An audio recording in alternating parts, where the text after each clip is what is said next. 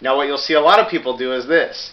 They get ready, they might even tip their barrel or muzzle up, they might come from the low ready and they tip up, and then they do this. Like that. We call this bowling.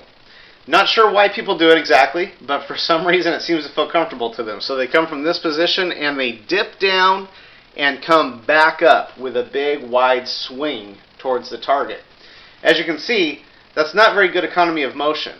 Now, another one that people do that's similar but slightly different is the fishing motion. And if you can't figure it out, it's just the opposite. It's where they start out like this, and they go back onto the target.